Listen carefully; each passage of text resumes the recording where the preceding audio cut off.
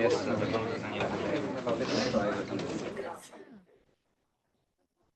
afternoon, everybody. I would ask you to take your seats. Welcome to today's discussion, Fundamentals First, Moldova's Progress and Challenges on the Road to EU Membership. For those of you who don't know me, my name is Amanda Paul, and I'm a Senior Policy Analyst here at the EPC.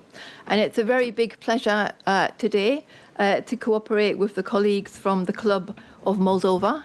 It's our first cooperation, but I certainly hope it won't be the last. This event comes at a crucial juncture, just as Moldova prepares to open formal accession negotiations with the EU.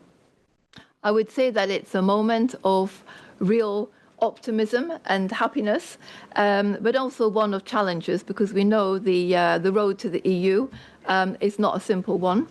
And the fundamentals cluster is arguably the most important of all the clusters, as it lays the foundation for everything else in the accession process.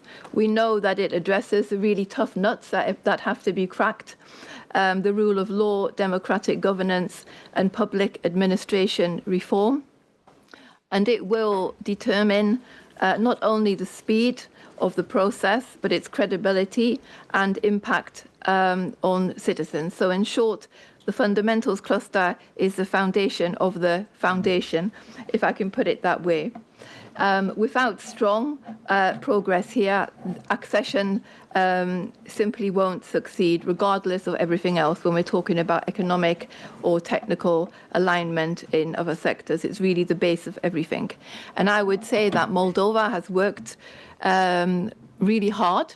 I mean, not just during this period, but actually for years, if we want to look at it.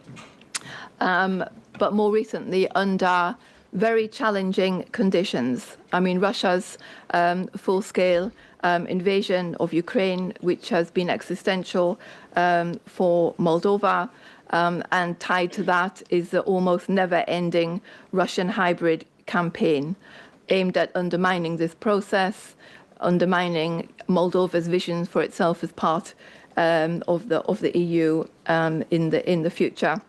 And we saw that very recently during the parliamentary elections. But Moldova has persevered, and I think this is very much reflected in the recent report from the European Commission, which says that Moldova has met the conditions necessary to open several clusters, including the fundamentals, which is great news. So over the next 90 minutes, we're going to be taking stock of what's actually been achieved, identify what are the main hurdles ahead, and explore how both Moldova and the EU can maintain momentum in the reform process, despite the difficult conditions. I mean, we also know that one of the biggest obstacles here is actually Hungary, because opening the fundamentals won't happen until Ukraine is also able to open their fundamentals. So this is a big hurdle, but hopefully the EU will solve that sooner rather than later. But without further ado, I want to give the floor to my colleague, Radu Danu from the Club of Moldova. Many thanks, Amanda. Good afternoon, colleagues. My name is Radu Danu. I'm a coordinator of Moldova-EU Club, but at the same time a policy coordinator within the Secretariat-General of the European Commission. And it's my pleasure to co-moderate this event today. Today's event is possible due to excellent cooperation between Moldova-EU Club and EPC. Since most of you are very familiar with the activities of EPC, I would like to say a couple of words about Moldova-EU Club. Moldova-EU Club has been established in 2023 and represents an independent group of Moldovans living and working in Brussels on EU affairs, including in EU institutions. The main goal of the club is to contribute to the promotion of Moldova's image into the EU by organizing information campaigns or events such as this one from today. This being said, would like to welcome our speakers today. Thank you them very much for their time. So our speaker to my left, Mr. Muresan, will arrive in a couple of minutes, but we have with us Ms. Cristina Gherasimov, who is Deputy Prime Minister for European Integration, Chief Negotiator. Welcome and thank you very much for being with us. To the left, Mr. Gert Koopman, Director-General, Directorate-General for Enlargement, and Neighbourhood in the European Commission. Mr. Koopman, thank you very much. In a couple of minutes, we'll have Mr. Muresan, Member of the European Parliament, who is the Chair of Delegation to the EU-Moldova Parliamentary Association Committee. But before we start our discussions with our distinguished speakers, our members of Moldova-EU Club have done an analysis of the progress made by Moldova on the EU accession path, and in particular focusing on the fundamentals cluster. Of course, this is the cluster that negotiation starts with, and the closing, this is the most important. So that being said, I would like to invite Marian Cepoi, who is co-founder of Moldova-EU Club, but also working in the European Commission, and Catalina Ioanel, who is the legal advisor for the permanent representation of France to NATO, also a member of the Moldova-EU Club, who would do a quick presentation of around 10 minutes, and then we will kick off the discussion with the panelists. So, Marian, Catalina, you have the floor. Thank you. Thank you, Radu, for the introduction. Good afternoon, everyone.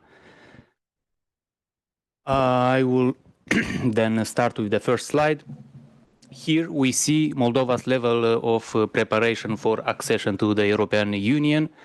And we took in consideration not only the 33 chapters, but also 9 key areas evaluated in report under Cluster 1. For example, just like democracy, fight against corruption, public administration, etc. As you see, Moldova is now in more than half of the areas at some level of preparation, and which gives us an overall score of 2.2 out of 5 level of preparation. This not to be confused with the progress. Progress we had all the time in almost all areas, but maybe it was not enough to move us to the next level of preparation, 1 out of 5. And indeed, we had good progress this year as we advanced from 1.9 last year. And we see that in 2023, we were also at around 1.9. And maybe Minister will refer why we had such little progress in 23-24. And just comparing with Montenegro, which will close all the chapters this year, and the Commission is starting drafting the accession agreement, they are at 3.3 points out of 5 level of preparation. So it's quite optimistic, I would say, for Moldova. Next. Good afternoon. So, before diving into Moldova's progress and to ensure clarity, we have decided to group our findings into 3 thematic areas. Here they are at the screen. So, in the judiciary, Moldova has aligned key reforms of the Supreme Court and judicial governance with EU standards, and has introduced tools such as randomized case allocation and vetting of judges and prosecutors. Serious concerns still persist regarding detention conditions, regarding disability rights and gender-based violence.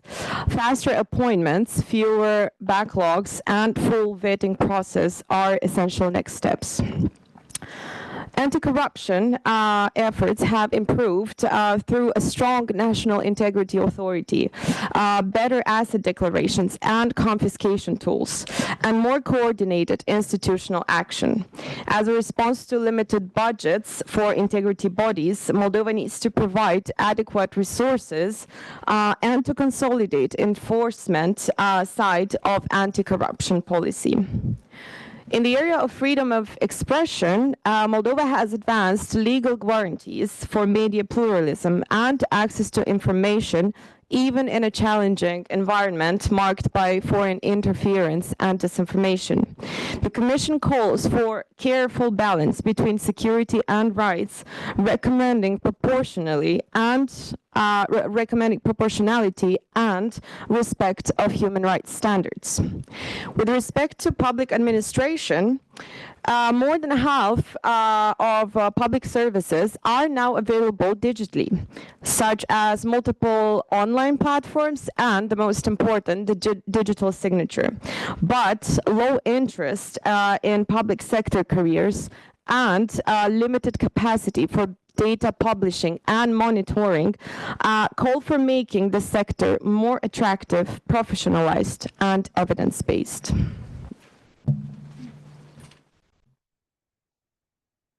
On the next block of areas, Moldova has registered improvement in internal security due to despite all the interferences from Russia and oligarchs, but the report recommends more interagency intelligence sharing and more training for cross-border threats and cyber-enabled crime.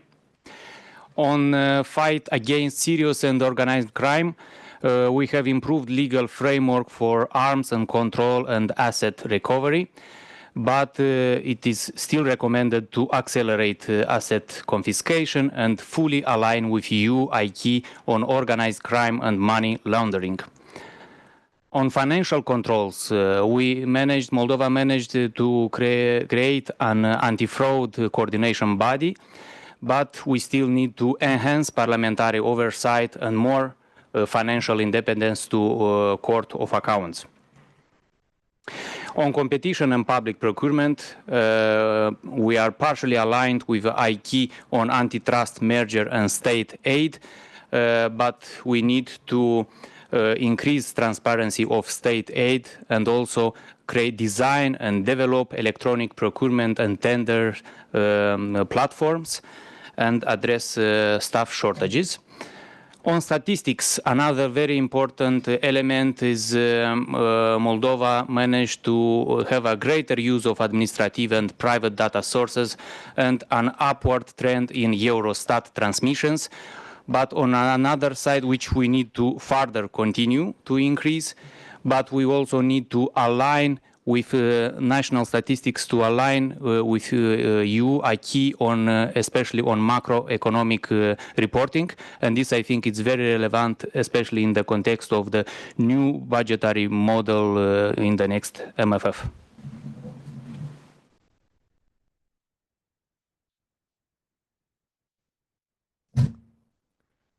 On economic integration, deregulation and investment reforms are advancing, but deficits, weak spending controls, labor shortages, and low state-owned enterprise productivity call for deeper fiscal and structural reforms. Weak R&D, skills gaps, low investment, and limited exports highlight the need for more innovation, vocational training, and diversification to cope with competitive pressure.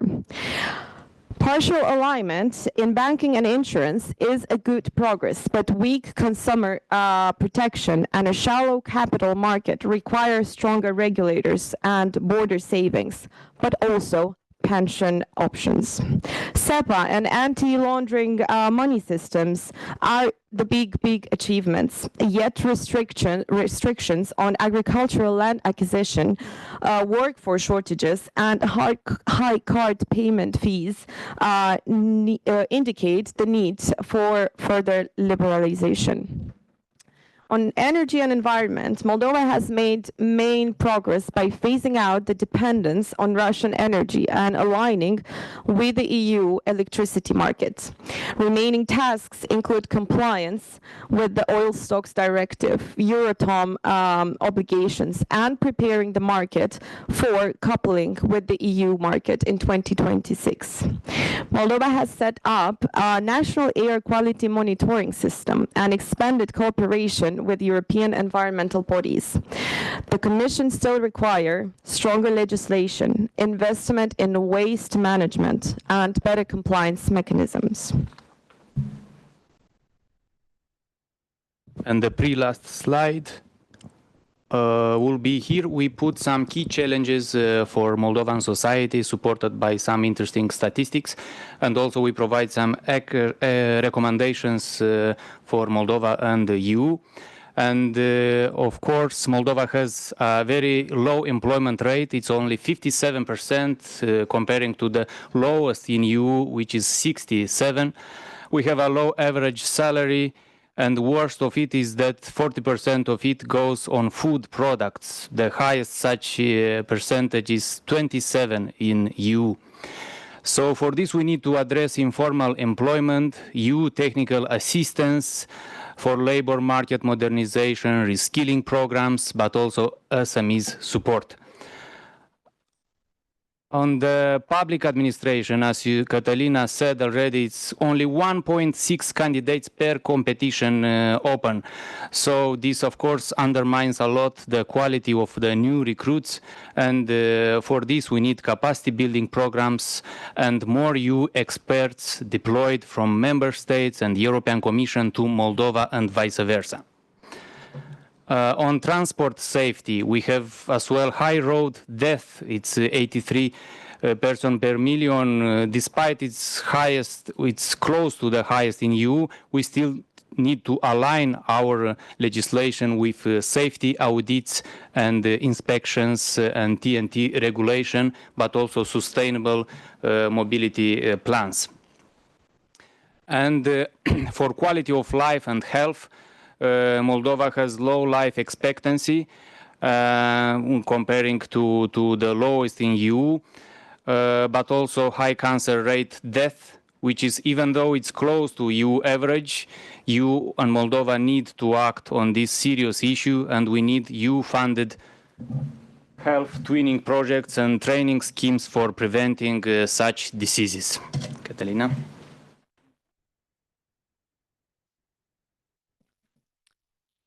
And last but not least, we're glad to highlight the achievements that positions Moldova as one of the fastest advancing countries in the current enlargement cycle. Despite its structural constraints, Moldova has demonstrated a remarkable, and I repeat, a remarkable capacity to reform and at times to outperform some EU member states on specific indicators. As so, the share of women in managerial positions stands at 45% and well above the EU average. The shift towards renewable energy has accelerated dramatically, rising from 9 to 23% in only 2 years. Internet coverage is expanding rapidly and places Moldova high in the EU positioning. Overall, the country has climbed 39 places in the Transparency International Index since 2020. Moldova is not only Moldova's progress, ladies and gentlemen, is not only quantitative, but it's also qualitative, which reinforce the goal to successfully, we really hope, join the European Union.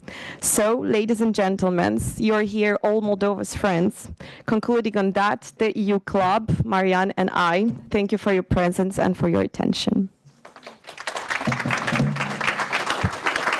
Thank you very much, Catalina and Marianne. This has been a team effort, so a lot of colleagues have contributed to this. So many thanks. Meanwhile, Mr. Muresan joined us. Many thanks, Mr. Muresan, for being with us.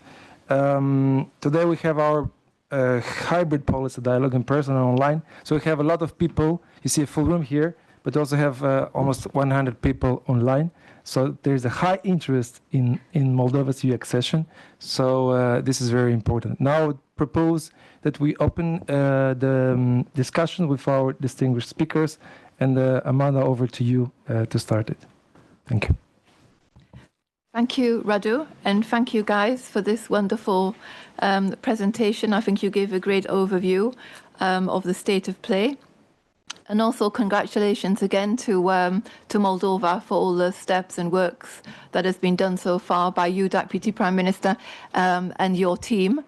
I want to start on the issue that was already mentioned, capacity and decentralization, because I always hear capacity mentioned in any conversation about Moldova, and the colleagues just explained the challenges that exist. So maybe I can start by asking you how the government intends to attract and retain qualified civil servants, but how do you also intend to, get the numbers up? I mean, how much of a challenge is it to fill the gaps and spaces that exist at the moment and where you need much more support? Thank you very much, Amanda, and thank you very much to colleagues from the club, Radu, and everyone else for organizing, co-hosting this event here at EPC. It's indeed a great pleasure to see also a lot of Moldovans in the room. And I think this is a very pertinent question that Amanda has given me the floor and opportunity to address. And I hope this will be more of a discussion rather than how the government sees it. Because you, exactly like me, are sitting in very comfortable positions in Brussels, Berlin, London, everywhere, where you're living your lives at your best. That's exactly how I did it. At one point in life, you have to take a decision if you want to contribute a little bit more to your country. And this is what I decided with many other colleagues to do when we came back home, and we literally started from scratch. No one taught us how to be a public servant, and no one taught us how to do things. I was a researcher by profession. I was never a foreign policy advisor to a president in particular, but you learn by doing. And I can tell you that if each of you takes 6 months as a sabbatical and comes back home and contributes to what we've started 4 or 5 years ago, we will be soon on the moon. Why? Because your potential is extraordinary. Each of you sitting here have extraordinary potential and talent that you can contribute to this historical period that our country is going through. We've managed to do so much in the last 4 to 5 years, but imagine how much more we could do together in the next years. It is extremely difficult to return back home from cities like Brussels, where you have everything, and literally everything: economic opportunities, political opportunities, cultural, social opportunities, and then you feel very restricted when you come home, and I can confirm that. But believe me, when you are back home and you literally build a European Moldova out of your country, it's a very special feeling. So what we are doing is to try to recruit as many and retain as much young talent as we can. Of course, we can do more. You know that our Bureau for Relations with Diaspora is encouraging all the young people to come back via grants, via support schemes that would allow you to have an extra top-up to your ordinary salary just to accept to come back for a little while. We have opened up the public administration by offering internships for 3 months. And if you're doing great, you don't need that professional experience of 1, 2, 3 years to join public administration. Today, you can do it easily after 3 months in an internship. But if we all expect for a miracle to happen where the pull factors will be stronger than the push factors, I think we're a little bit naive. There will always be this traction to go abroad, and it's normal. I actually encourage every one of my peers to go try abroad, because this is how you learn, this is how you grow. But then bring it back home and contribute to building what we are trying to do. This is, for 10 years that we need you at home. Then go explore the rest of the world as much as you would like to. But the biggest opportunities today are in Moldova, in the public administration, and in the private sector, due to the growth plan that will invest a lot of capital in the economy and will provide even more opportunities for everyone who's interested to open up a business, to start a startup. Sorry for the cacophony, but yeah. So here, I think everyone's doubting our capacity to deliver. But I think what Moldova has proven proven in the last 4 years, and particularly in the last years, that we can deliver as a country, despite the very constrained and restrained resources, both financial and human, but also despite the hybrid challenges that we've been experiencing, be it disinformation, be it cyber attacks, be it direct interference in our electoral processes, and so on. So with all of that said, I think we have proven that we can deliver, but I would like to dare you to think how much more we can deliver if you take 6 months and you come back home. Thank you. This was a very good employment caller, so well done for that. But maybe just a quick follow-up, because also, as was mentioned, the role of international experts across different ministries, I mean, in Moldova, but also in other candidate countries, has also proven to be quite crucial. Do you have sufficient? Do you need more? And has the departure of the US from Moldova had an impact? And if so, how have you been able to fill this gap? I think we have a very organic cooperation between domestic and international experts. And here also Romania is of great help, which is in between international and national expertise, in the sense that they have a great advantage, linguistic advantage, that we speak the same language, and it's much easier to understand our legislation than to be able to faster pick up on our needs. But I think what we are trying to do is basically leverage international expertise where our domestic experts do not have sufficient knowledge in chapters of the acquis, particularly dealing with things that Moldova was not exposed previously. I give you a banal example, but one that I like a lot. You know, we basically had zero progress on fisheries. And today we have very serious progress on fisheries. But why? Because Moldova is a landlocked country. We've never paid attention to the acquis on fisheries. It was quite difficult. We worked with experts from Germany on this. But because we have, for the first time ever, the advantage of a landlocked country in this particular setting, it was quite easy to progress on this particular chapter. But there are other blocks of the acquis where we don't know how to interpret and how to implement certain directives. So there we have this smooth cooperation, and we will continue doing so in the future as well. So maybe to change the direction a bit, could you give us an indication of grassroots support for the EU accession process? I mean, beyond the big cities. I mean, in the sort of more regional areas of Moldova, which has been more sort of prone to being affected by Russian disinformation. I know this has been something of a challenge, but how are you working on addressing this? Thank you.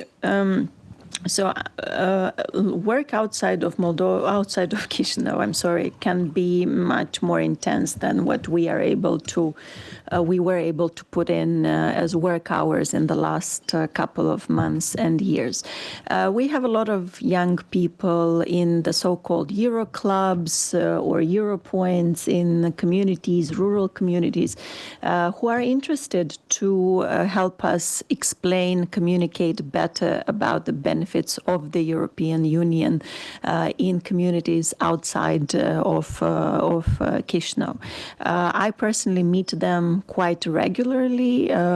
Just met a week ago together with the EU ambassador, with Ivona Piorko. Together we had one of these discussions where we exchanged views how we can work together closer in 2026 to be able to use them as enablers or as communicators of our work in the government.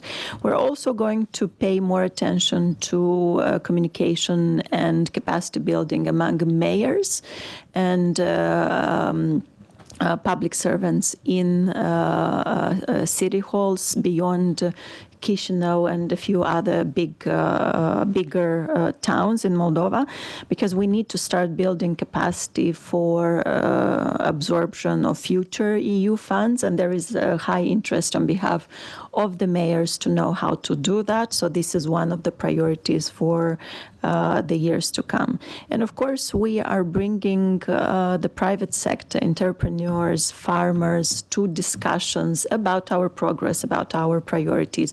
Last week, for instance, in Chisinau, we did a public consultation, was a dialogue in the form of a conference on the conclusions of the enlargement package report, where we've seen a lot of mayors very interested, a lot of representatives of the private sector very much interested in every cluster that we've discussed in terms of the progress, but also in terms of the priorities for the future. This was also a first encounter, first dialogue between the new members of the cabinet of ministers with the civil society to be able to, get a closer grasp of who these people are. So this is how we try to interact beyond Chisinau. We will hopefully continue with the visits to Brussels that we've managed to develop together with DG ENEST throughout this year, where we brought young people, students, mayors, private sector to Brussels to understand better the EU institutions and to get a feeling of Brussels.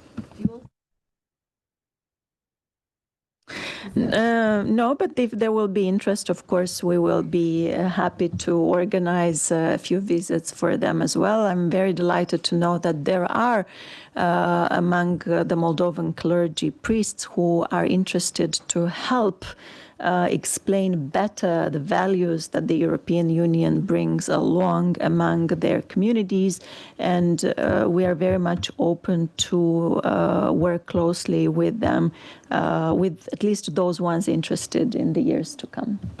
Thank you. Many thanks, very insightful. And now I'd like to move to Mr. Koopman, Director-General. The Commission's assessment is that Moldova has met the conditions required to open clusters 1, fundamentals, 6 on external relations, and 2 on internal market. And a lot of work is coming by the end of the year for the other 3 remaining clusters. Also, Commissioner Kos was the last week in Chisinau for her 4th official visit in 2025, which is a lot, I think, for a commissioner, but that shows also her commitment. To discuss, of course, the enlargement report of Moldovan officials. Now, a question straightforward. When shall we expect the opening of negotiations on Cluster 1? And what gives you confidence that Moldova's reforms in the fundamentals are sustainable? So this is 2 in 1. Please, Mr. Koopman, for you. So, thank you very much. Great to be here. Nice to see so many colleagues from the Commission, and I can only underline what Cristina said about the importance of working on Moldova. I'm very happy to draft you into DG ENEST on a part-time basis after 8 o'clock in the evening when your normal day job stops. So I want to subscribe to what she has said. And we will look at possibilities for short-term secondments for Commission staff as well. So I'll revisit that. But to your question, I think it is very evident that in reality, no one has a problem with Moldova. So that is a double injustice, if you see. It is very unfortunate and unfair that we cannot open the cluster with Ukraine, but it is double unfair and against the own merits principle that we cannot advance on Moldova, because actually everyone agrees on Moldova. So the answer to your question comes in 2 parts. First, I think everyone realizes that we cannot have the process taken hostage by a member state that is going back on European Council conclusions. And therefore, we are very close, in my view, to effectively, materially moving forward with the Council providing guidance to Ukraine and Moldova on the work that it is undertaking. We have been doing this actually since the Polish presidency. Under the Danish presidency, the name changed. It's now called front-loading, which is exactly what it is. And I expect this to follow soon, maybe even still this month. Now, the formal process will require, obviously, a formal IGC, and according to the negotiating framework, those decisions have to be taken by unanimity. And here the high politics takes over. But you know, if the front-loading is successful, nothing stops us from moving forward with the materiality of the accession process. And I think this is the key thing, because if we do this thoroughly, and knowing Cristina and the team, you will do it thoroughly, then there will come a moment where this artificial barrier is removed, and we could theoretically open all 6 clusters in a monster IGC altogether without losing any time. So, you know, I'm not trying to evade the question, but I think it's very important that we're very focused on the materiality of the process. You saw the amazing, actually you produced the amazing numbers on progress. This is really, compared to other candidate countries, outstanding. Now, you know that typically in order to get ready, you need to get to 4, although we will always deny that we count in the way you count. We don't do that, but we do it. And that means that there's still an awful lot of work to come. And where does my confidence come from? Well, I tend to believe in track record. And I think the country's government has shown in very, very difficult circumstances its capacity to pull together, also on an all-society basis. And what is more, you know, having worked with the country now for nearly 3 years, I see an acceleration. So if I simply continue the trend line, I would expect, and this is also the Commission's view, as you have seen, that if this acceleration continues, that we should be ready by early 28, which would, in historic perspective, let us be very clear, be an amazing achievement. And, you know, having observed the work that is being done, looking at the political landscape in your country, where we have political stability now for a few years, this, in my view, is eminently achievable. Thank you. Many thanks, Mr. Koopman. We'll come back with some further questions. But now I'd like just to ask a quick question to Mr. Muresan, because I know that you have a very tight schedule as well. In the European Parliament, a lot of meetings going on. Mr. Muresan, I mean, recently President Metsola was in Chisinau to inaugurate the European Parliament's office, which is a clear political signal of support of Moldova's European path. How do you see this new presence shaping the Parliament's capacity to monitor, accompany, and support Moldova's reform process on the ground? Mm-hmm. Look, thank you very much. Firstly, it's delighted to be here, Deputy Prime Minister, Directorate-General, ambassadors, and all of you. I think this event today is important because, frankly speaking, so many things have happened between the Republic of Moldova and the European Union in the last 3-4 years. And I also totally agree with Cristina. We cannot even envisage now the full potential of what we can do together in the next 3-4 years, as, frankly speaking, we also couldn't envisage it 3-4 years ago. You know, so things will happen now, which will bring Moldova and the European Union closer, that we even cannot anticipate. And for this to succeed, it is clear that, you know, we need to stick together, decision makers, decision shapers here, yourselves, Moldovan citizens, no matter where you are, because it's clear that there is a lot of sympathy when it comes to the Republic of Moldova. All over the European Union, there is sympathy that starts translating into support, because EU member states, the European Commission, the European Parliament can recognize good governance. One can recognize when you're dealing with partners that you can trust, because exactly of what Director-General Koopman said, because of track record. And frankly speaking, very often when we did see countries in our neighborhood, candidate countries, not progressing on reforms, it was not primarily a matter of lack of capabilities, but it was primarily a question of lack of will.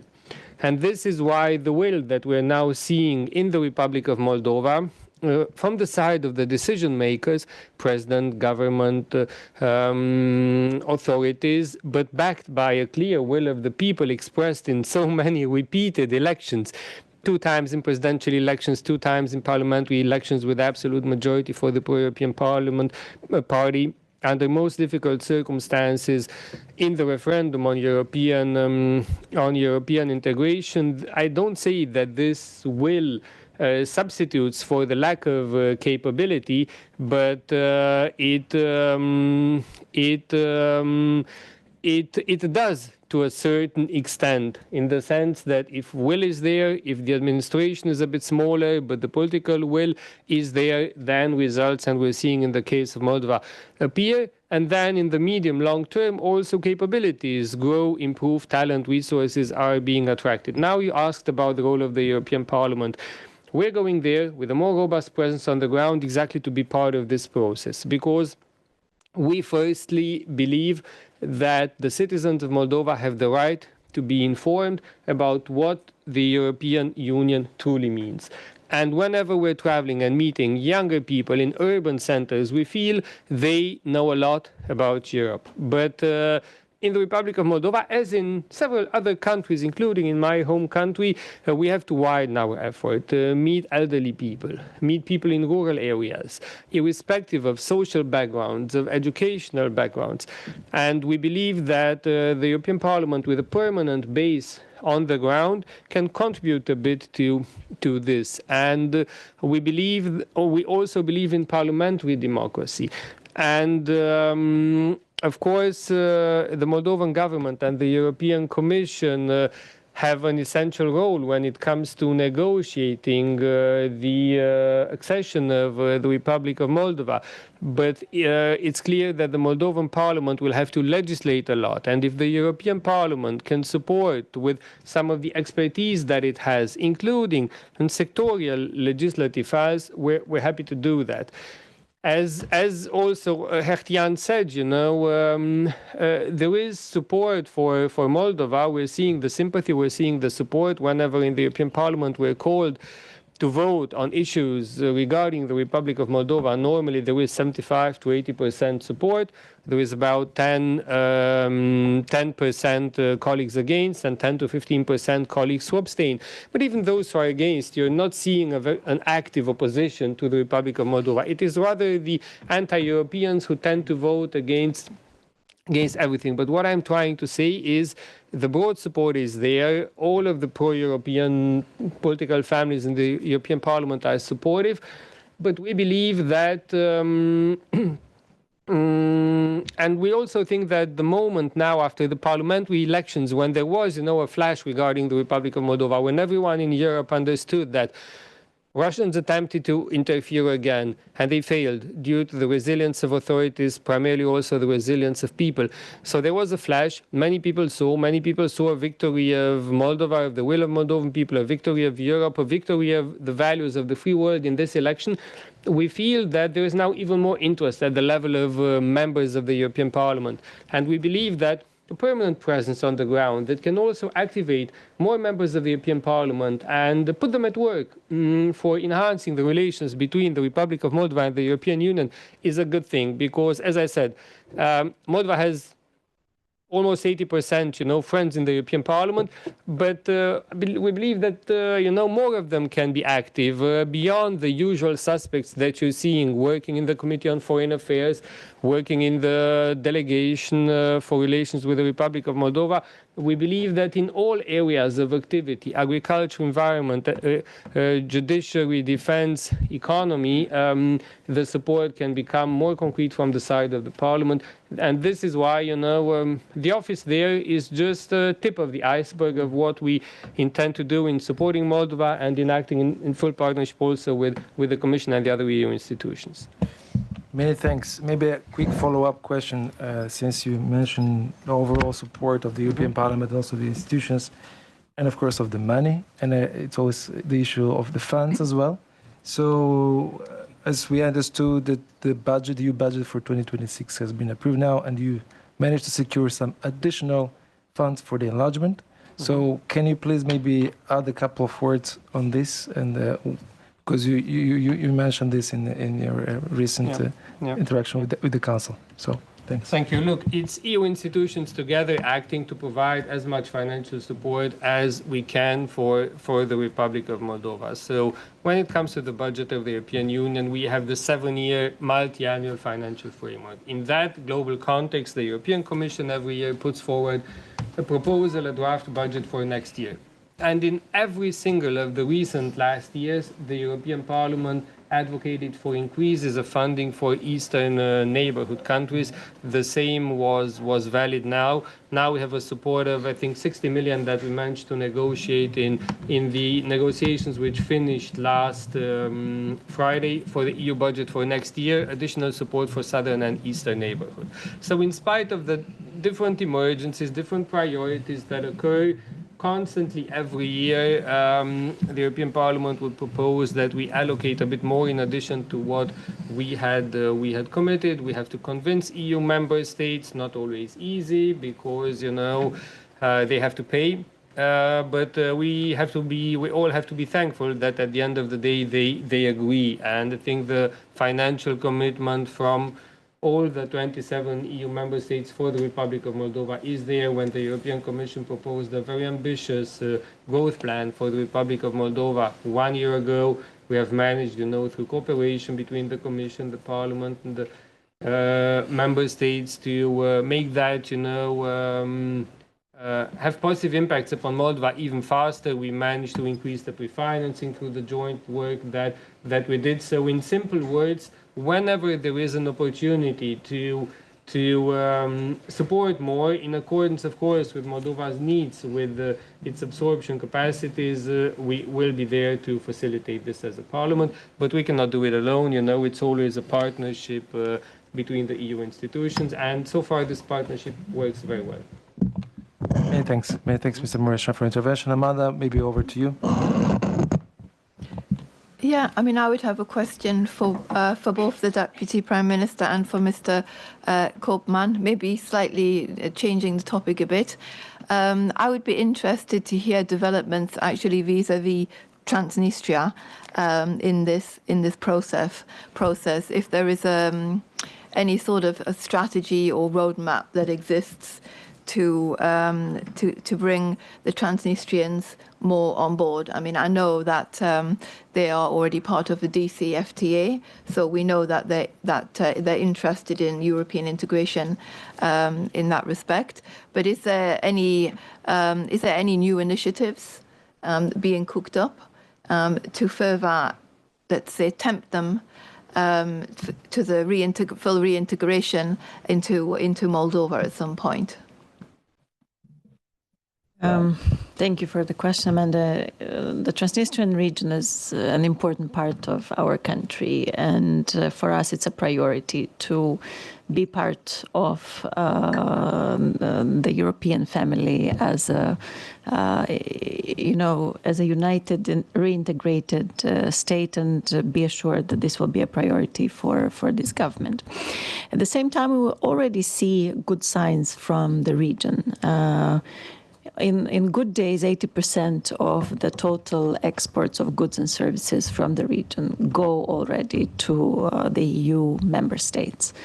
Moldova, per total, 65% of its total exports and services go to the EU market. So I always say that the Transnistrian region, from an economic point of view, is better integrated in the EU's market than the country as such. But jokes aside, I think what we have seen is also more young people going to study and work to EU member states, to Europe beyond the European Union, and less migrating or going to seek jobs or educational opportunities in Russia. So we see also a change in directions from east to west. More of our residents in the Transnistrian region live and work on the right bank of River Nistru, and this creates, more social contacts, and they see more of the reality in Chisinau and on the broader right bank bank of River Nistru. I think the customs code will also help economically, with the economic reintegration and bringing the left bank into the economic space of Moldova. We also saw in the referendum, even though the number was modest in terms of the people who voted from the Transnistrian region for Moldova to join the Union, still 1/3, basically every third person who voted from the region voted for Moldova to join the European Union. This is for a region which was never exposed to democratic practices or to democratic institutions. Also in these latest elections, parliamentary ones, we also saw quite a significant number, also around 1/3 of those who voted, voted for the current ruling party. So I say that these are all very positive signals that give us hope that in the next year we will be able to integrate peacefully the region of Transnistria. Well, I have little to add to what Cristina said. Maybe just a few things. First, of course, this is very important for the accession process over time, and we will need to arrive at this point sooner rather than later. But the trends are positive, and the economic integration is already there to some extent. The growth plan itself provides an opportunity to further strengthen this. And from our side, we have also made it very clear when the going got very hard earlier this year, and Russia cut off gas supplies to Transnistria, that we were there also for the people on the left bank. And I think there were even some EU flags on the left bank also at first. So we see that as an integral part of the accession process. Obviously, the government is in the lead. We will be supporting the government, and we hope that this can be done smoothly. Now, by Moldovan standards, this is a very significant challenge, but we're talking about, in economic terms, a relatively small region, and in European terms, 300,000 people is something that we should easily be able to manage. Also, frankly speaking, because the future on the right bank will look very bright. As our growth plan kicks in, we would expect growth rates to really increase dramatically. Certainly the investment volumes that can be mobilized are very, very large indeed, and that should also benefit the left bank. So I think people tend to see these developments and act in accordance with the realities, which I know the government is already working on. So thank you. Many thanks. Maybe I would like to come to one point, Director-General Koopman, when you mentioned the member states and the council and the work that has been done with the presidencies on the accession file. The latest Eurobarometer shows that 56% of Europeans support your enlargement, which is a great number.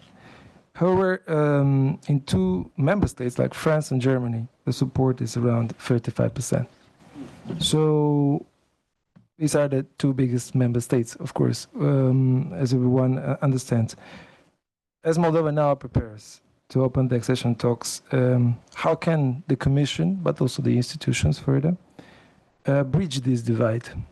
And what concrete steps can, for instance, DG ENEST take to show citizens in these countries in particular that Moldova's integration will strengthen the EU stability, economy, and global influence? Maybe it's not an easy question, but it would be great to hear your view on that. No, it's a very pertinent question. Actually, I think this is going to be one of the bigger challenges we face on the accession path of all the candidate countries. It's not exclusively a Moldovan problem, or I would say not primarily a Moldovan problem, because you're a relatively popular nation amongst the candidate countries. I would also say that one needs to look at these figures carefully. 56% is actually, historically speaking, very high. And the big enlargement of the 2000s took place when these percentages were much lower. So, we shouldn't automatically deduce from it that we're faced with a massive problem. But at the same time, we live in uncharted political and very turbulent waters. And we need to ensure that these issues are not hijacked by populist right-wing anti-European movements, which could destabilize governments and may have bad effects. So the answer is that we are, for the first time, I think, in EU enlargement policy, investing massively in what we call engagement and communication in our member states. This Eurobarometer poll is also a reflection of this, actually, with very detailed questions. We will be running focus groups, engaging with the member state governments, but not just the governments. I think here it is very important to reach out to all stakeholders. We need to listen to trade unions. The myths about the Polish plumber actually really were very, very hard to deal with, but we need to take these concerns seriously. We also need to reposition a little bit the perspective of the countries in our own member states. And that is actually very important, because I think the biggest challenge Moldova faces, it's a smaller challenge today than it was a year ago, but most Europeans don't know Moldova. I think very few Europeans would be capable of identifying Moldova on a map. It's that serious. So, you know, with the government, we want to engage in actually explaining very basic facts. I mean, Moldova is a wonderful country. You see it with my commissioner. She's gone there once and she's hooked. So we need to make sure that Europeans have much more exposure. And if I can use the example, which I was actually sitting here with Amanda not long ago talking about Albania. Albania has massively opened to tourism, and that's been a complete game changer in terms of perspective. There's no reason why Moldova couldn't do the same. So there's a lot of work between the EU institutions. I'm very happy Siegfried is here. The European Parliament has also a vital role to play in this respect. The government in the country itself and the governments of our member states and stakeholders, and we really need to invest in it, and we need to look beyond the well-trodden paths. So I've told people already. I've sent my colleagues to talk to television producers, to artists, sports people who can actually represent their nations in a way which governments can't, because at the end of the day, it's not just a matter of economics, it's not just a matter of geopolitics, although this is extremely relevant in the case of Moldova, but it's very much a hearts and minds issue, and the hearts is where we sometimes come up short, so we need to invest in it. You can also use wine. I mean, if you get Moldovan wine into European supermarkets. The wine will compensate for the lack of sea and mountains. Can I just apologize? I have to shoot off, I'm afraid. So I would like to thank you for inviting me. Apologize for leaving so prematurely, but it's a difficult day. Thank you. Many thanks, Mr. And maybe to give the floor to Mr. Muresan, and just to add quickly, maybe you can have a quick reaction on this point, but also on the fact that the report notes that Moldova should ensure adequate protection of journalists against intimidation and attacks, things which happened in the last elections, and we have a couple of journalists as well, Moldovan journalists here in Brussels. So how do you think this could be further strengthened up, and what else could be done in this context? Please, Mr. Muresan. First, of course, reaction, as you said, to what Gert said. Look, I mean, indeed, several years ago, maybe many citizens of the European Union weren't able to associate the Republic of Moldova with much.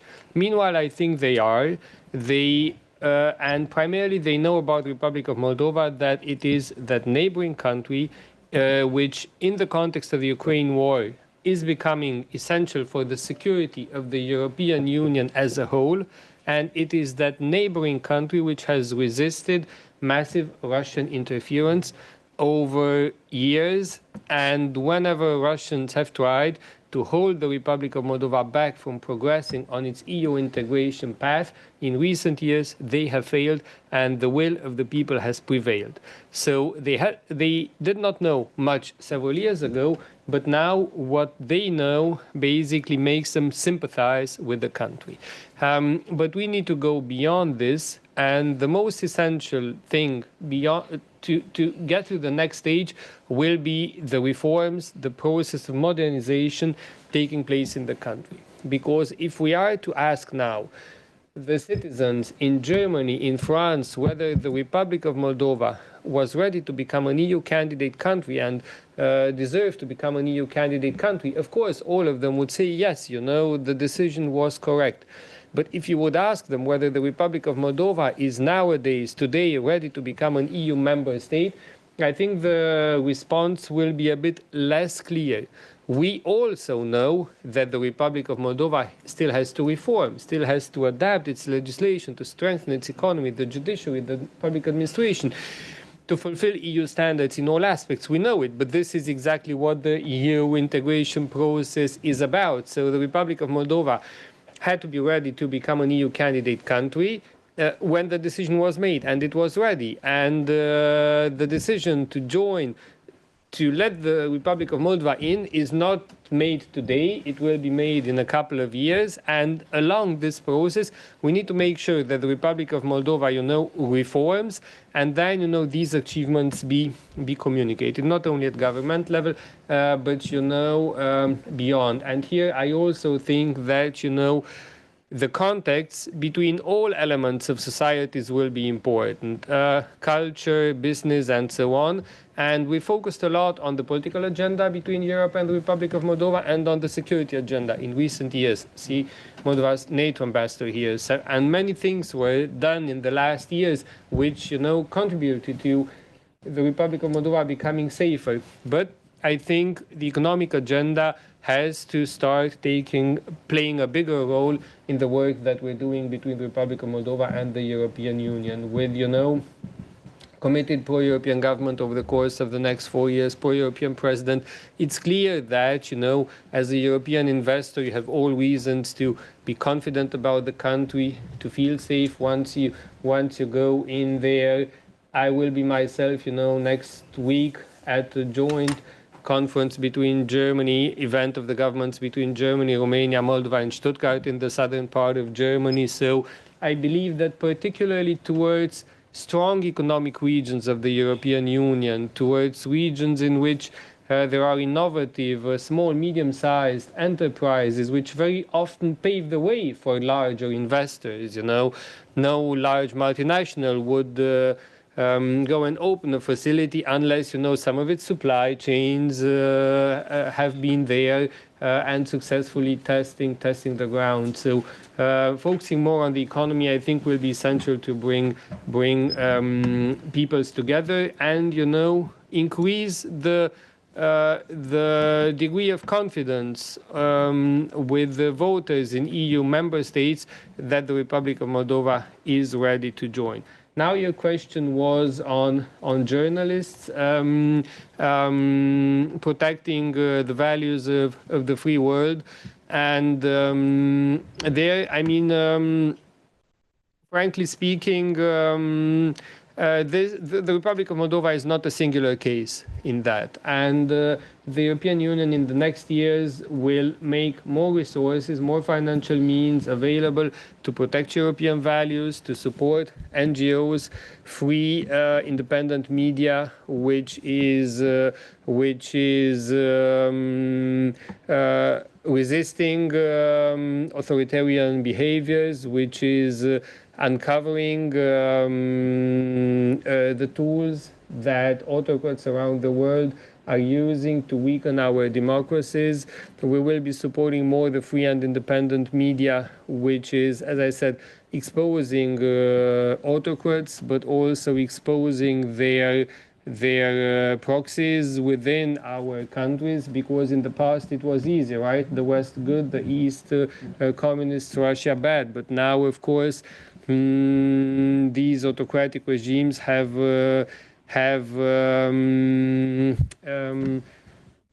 created a certain network of supporters and of proxies inside the European Union as well, and we have to uncover this, and journalism has an important role in this.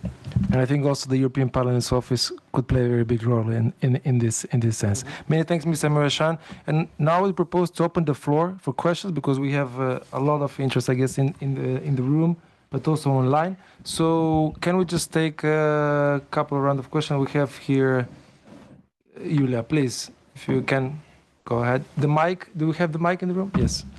Daniela is coming with the mic. Could you please introduce yourself just before putting the question? So, yeah. Thanks.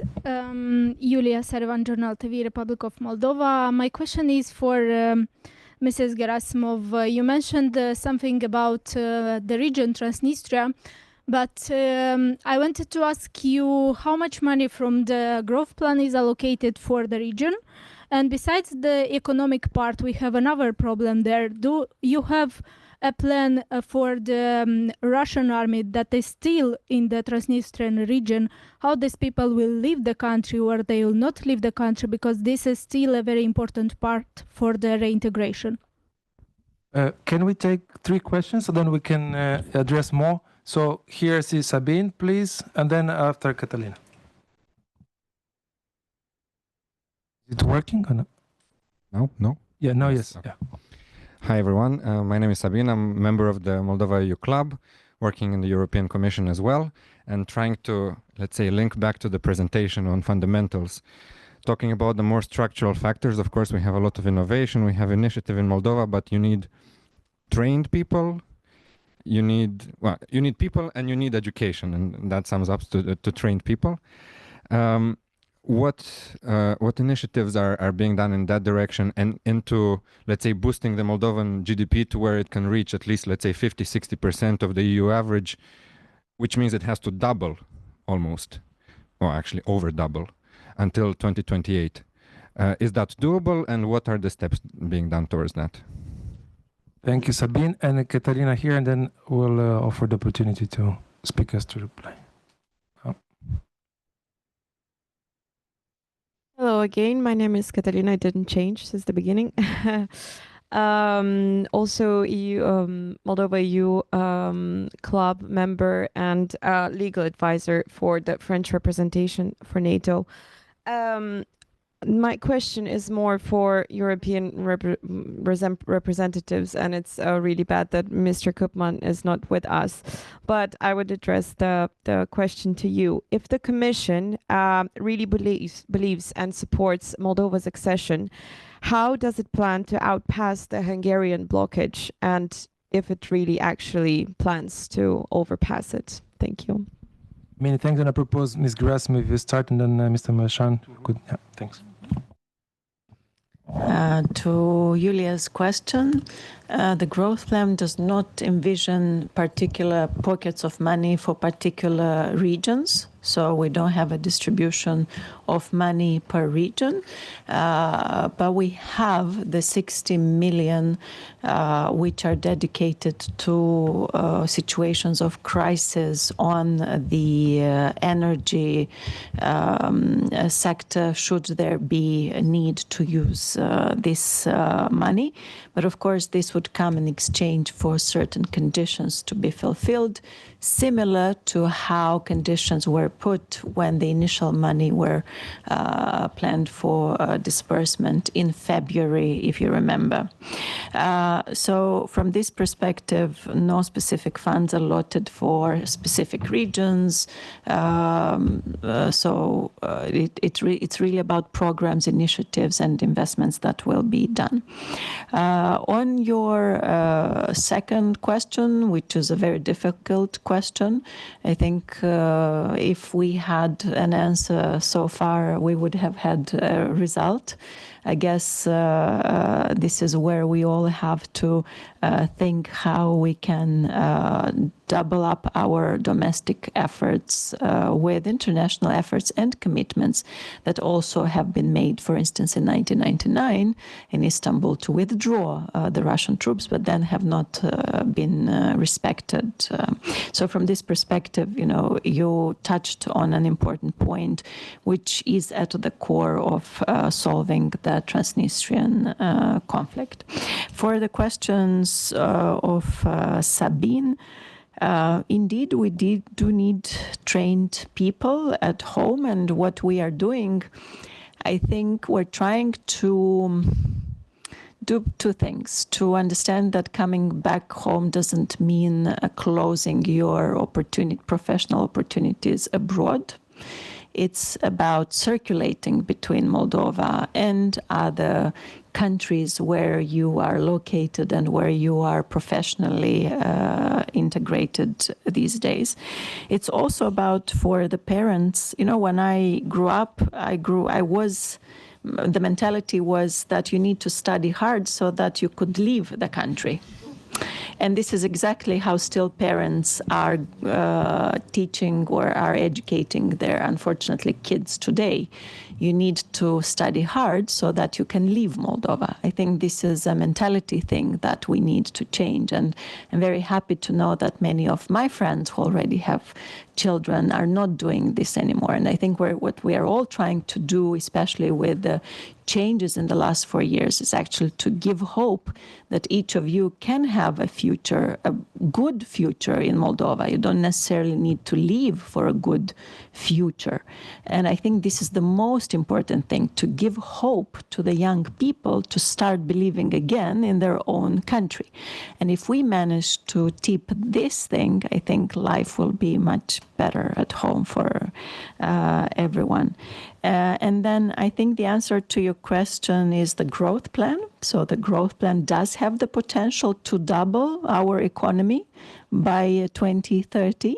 It's important to invest this money wisely and to make sure that they are, directed to the right priorities in our economy. And you know that we have a new prime minister for whom economic growth is a key priority for the years ahead. And I do encourage everyone, to also help us think additionally how or what in addition we can offer to our Moldovans living abroad to be able to bring their investments and skills and talent back home to help us reboot our economy.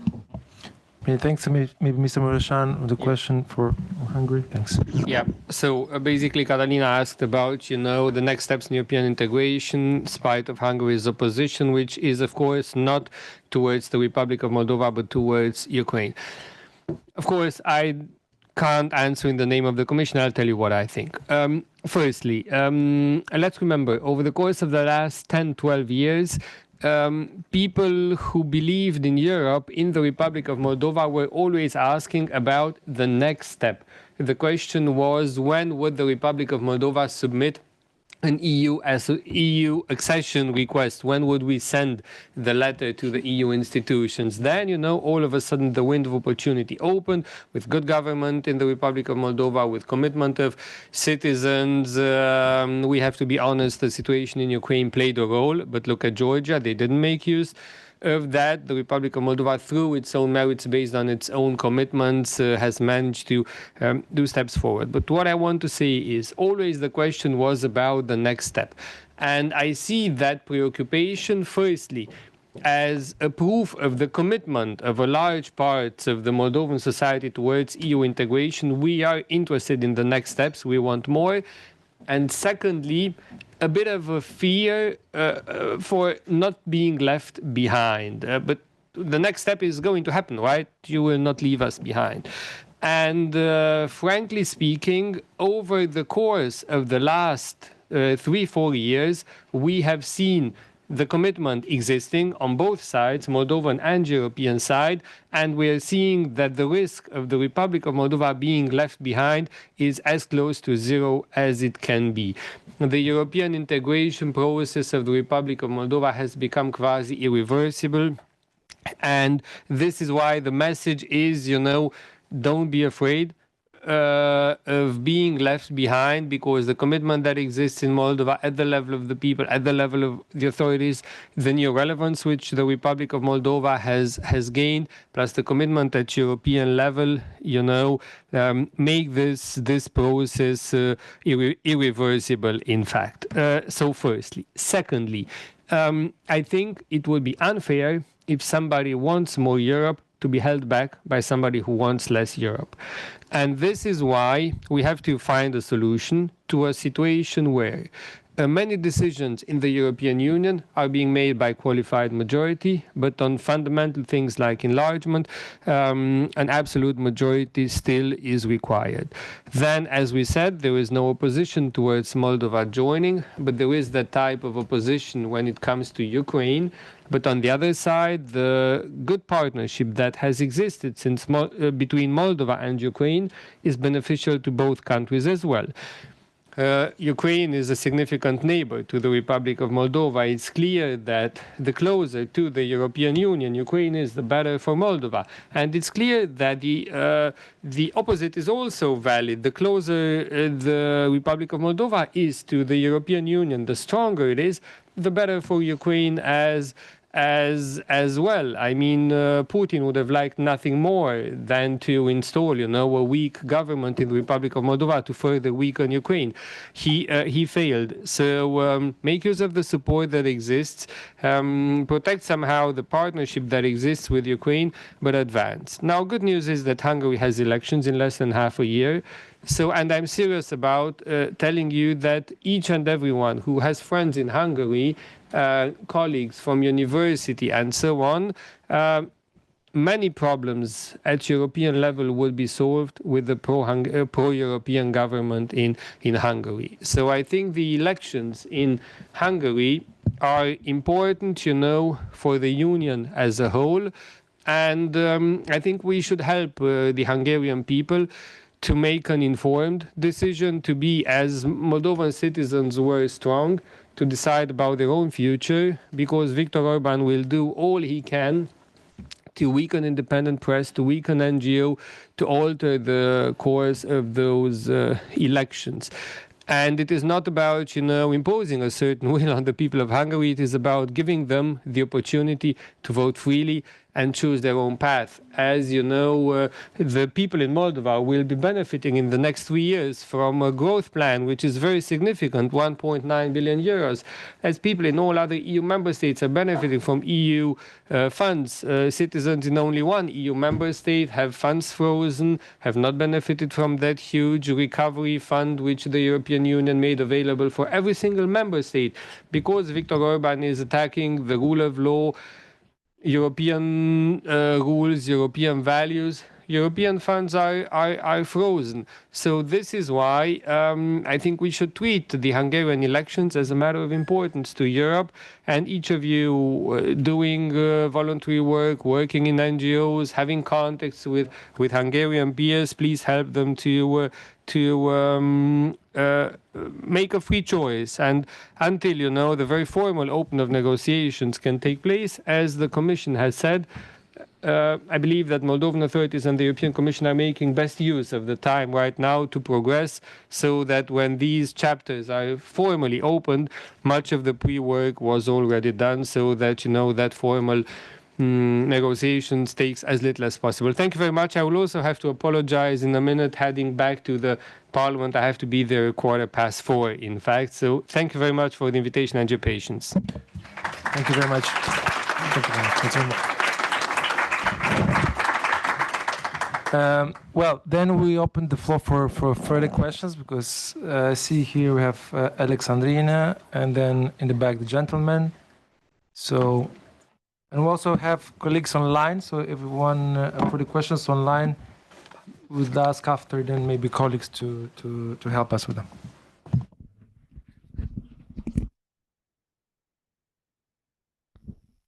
Can I hear me? Yeah. Okay.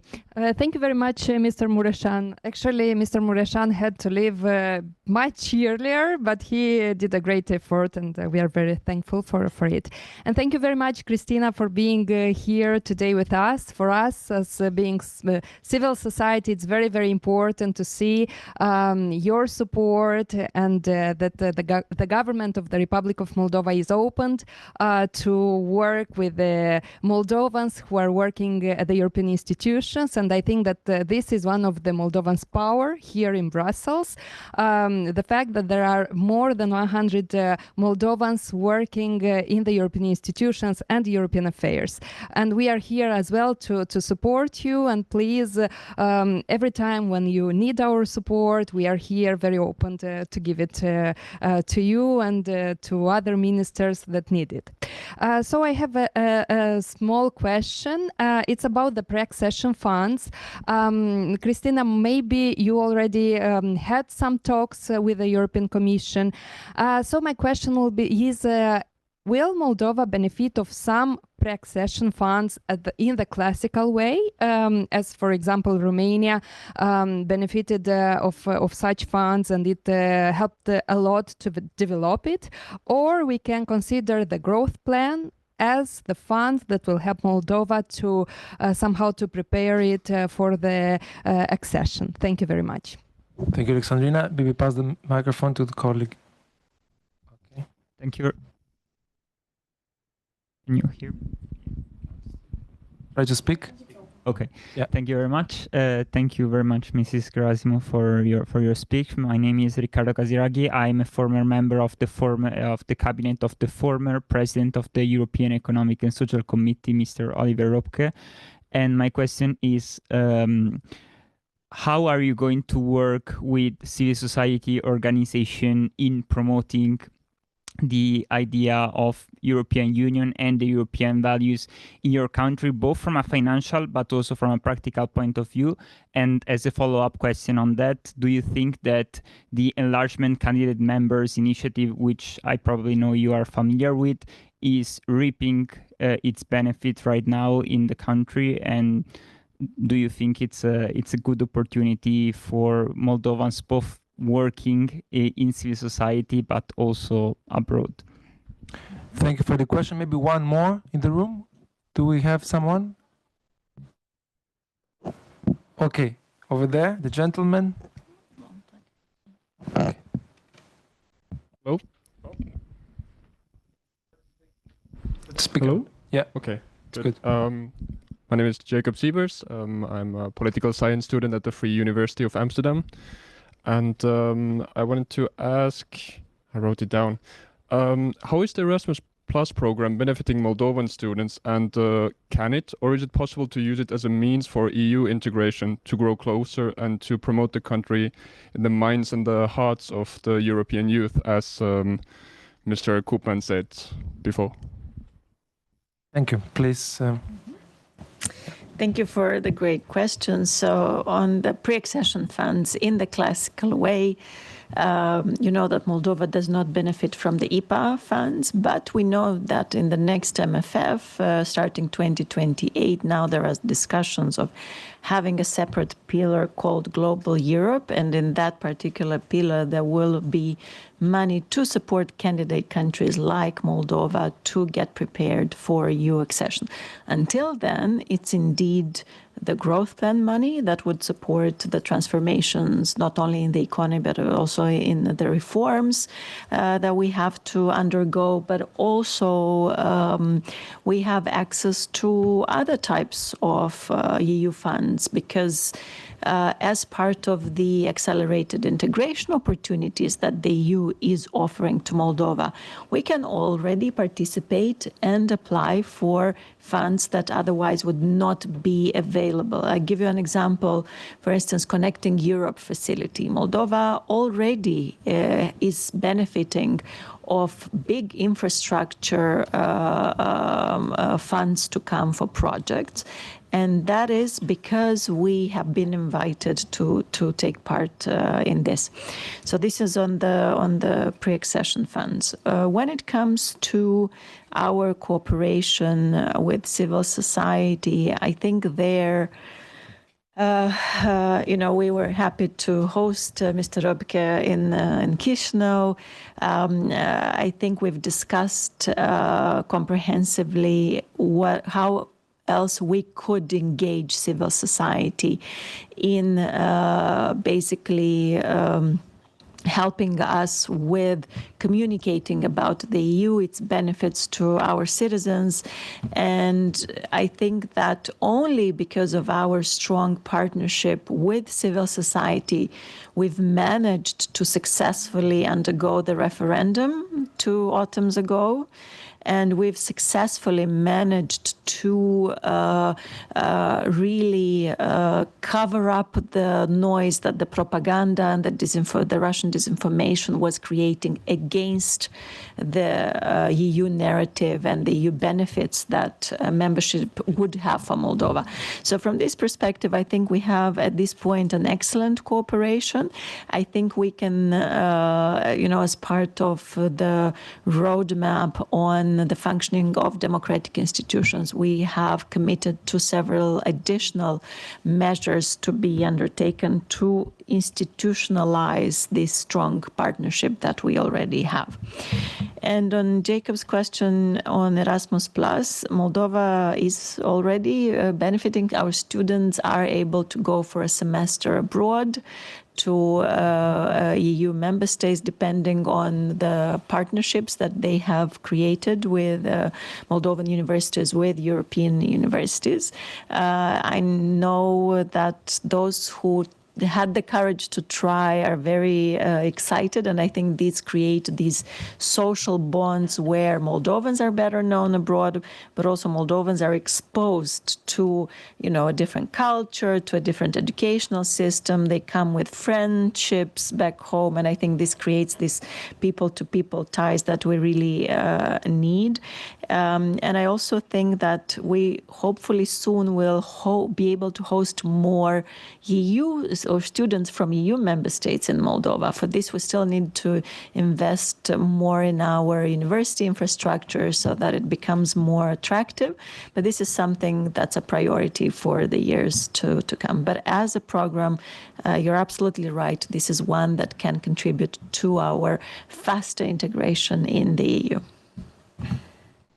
Many thanks, Gherasimov. So we have time for one last round because we need to close. So we have one question in the back, the lady, and then who else? Okay, one question there. Yes. I have just a short question, but I think all of us are interested in. How do you intend to use Moldova diaspora's expertise in your huge amount that have to be done till Moldova will become a truly European member state?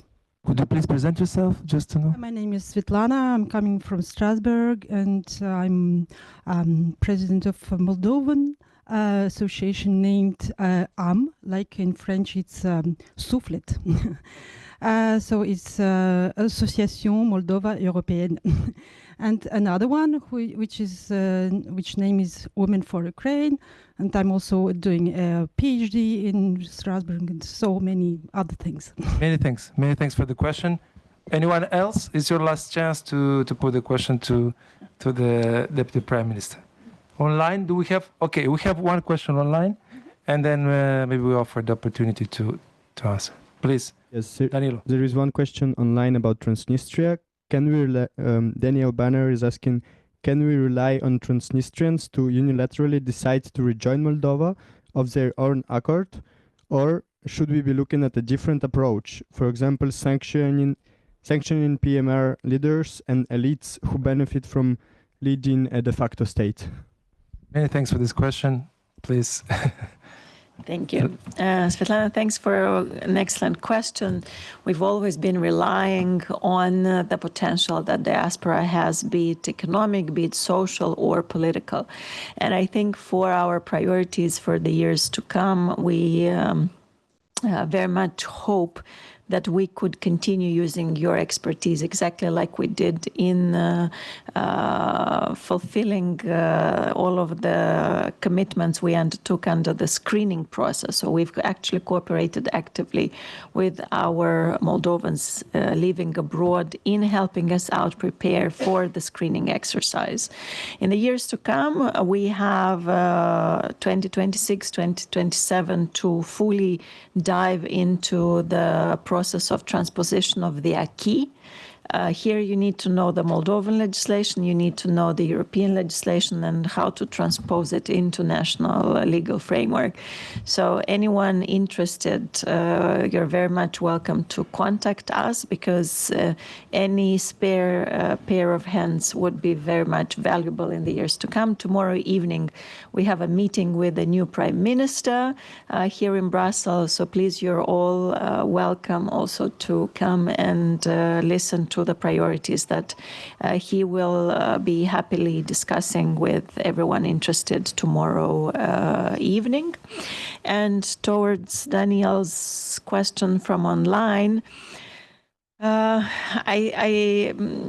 know, it's very difficult to be able to predict what our citizens from the Transnistrian region think about reintegration, considering that they had absolutely no exposure towards democratic practices and democratic institutions, free media, and so on. These are 30 plus years of independence where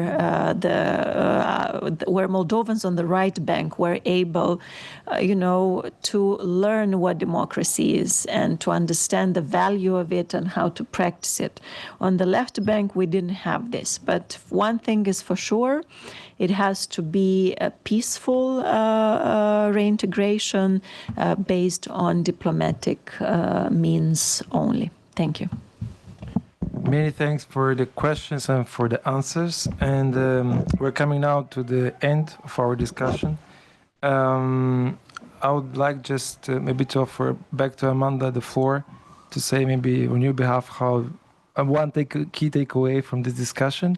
And I will say a couple of words and maybe Wilfred, and at the end to Cristina, one last word as a conclusion. Yeah, please, thanks. Yeah, thank you. And thank you for the great discussion.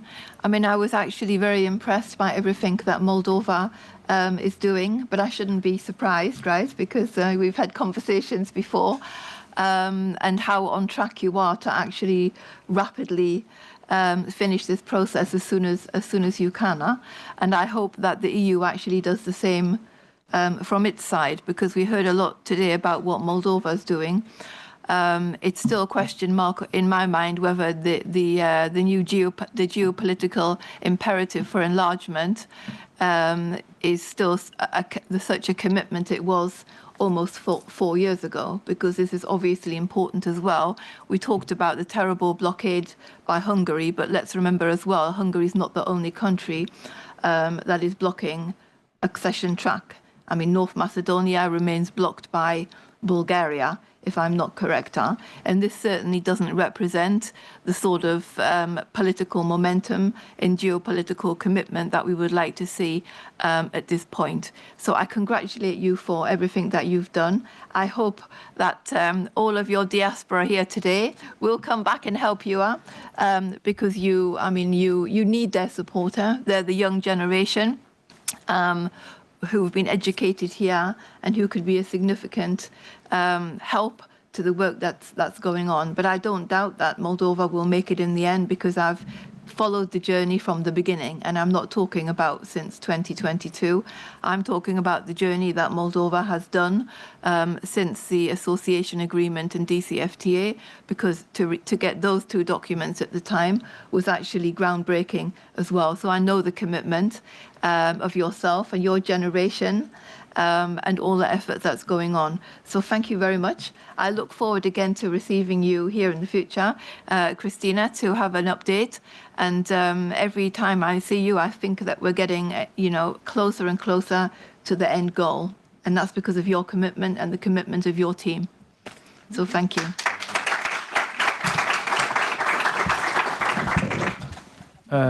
Dear Cristina, would you like to show us some slides, right? So that then I'll close. Yeah. I'll do the closing remarks. Please. Thank you, Amanda, for the nice words. I would like to conclude my remarks by a very, very short presentation of what we've presented in our annual conference on the enlargement package report. And because you've brought some slides, I was challenged, and I said I will show my slides. But it's very, very short and very visual for you to understand, because you've said, oh, why in last year we didn't get so much progress? And I want to show you you're wrong. Look, we had in 2023, this is the level of preparedness, 6 chapters in early stage of preparedness. Today we have none.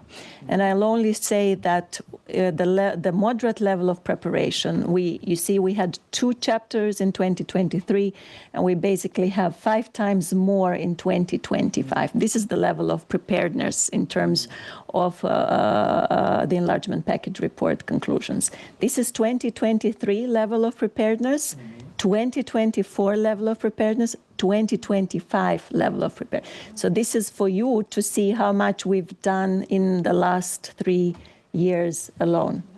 Next one, these are the ones, the highlights I will not mention, but these are the super highlights, 3 chapters, customs unions, energy, and foreign policy.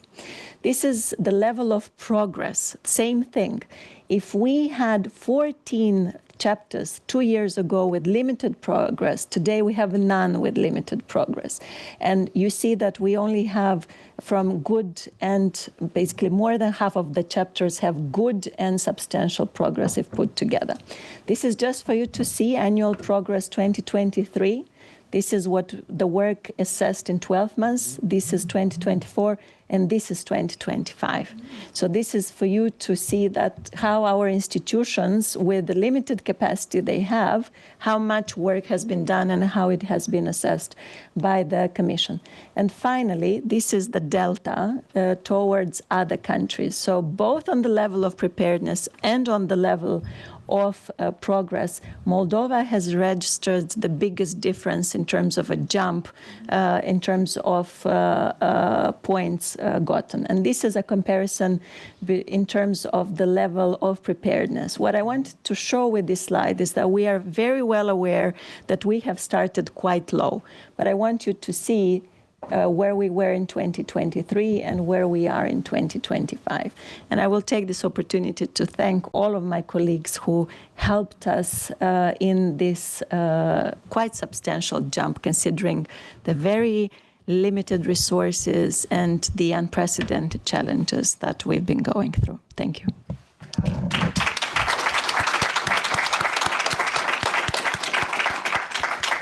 Many thanks. I think, as they say, you know, one photo or one visual can tell you more. But I think behind all these visuals, there is a lot of work done by the Moldovan government, all ministries, authorities. So really would like to congratulate for all the hard work. But we're also aware of the fact that there's a lot of work still needed to be done. And I would like to just to conclude by mentioning two small things. I think Moldovan diaspora, and we are part of that diaspora, can contribute a lot. And there's a lot of more potential to contribute what's happening at home. We already, through our club, we already participated in the screening process a little bit. We helped a couple of ministries to review the presentation of the country. So this is, I think, just a beginning. Maybe there will be opportunities now once the accession talks will begin to contribute more. And I think this is valid for many other experts, not only here in Brussels, but also in other member states, because I think that's important. And here, the role is double, because we are kind of ambassadors that we can speak also to the authorities in the member states, convince them more, but also here in Brussels, how important it is for Moldova to join the EU and to, yeah, as Director-General was saying, some people do not know where is Moldova on the map, to tell them where Moldova is on the map and that we are doing more than that. I think an important point that I would take today, it's shared responsibility. I think both Moldova and Moldovan government now and the EU must ensure that this process, accession process, remains politically credible and citizen-focused, because that's key. If you want to, if you go into a village in Moldova, you ask, do you want to be, your country to be a member of the EU? You should know at least what it's about, at least. So this is a lot of work that needs to be done on communication side, both by the government, by the EU delegation on the ground, but also by young people, by Erasmus students, by all of us. So this is a whole of society approach, which is, I think, extremely important.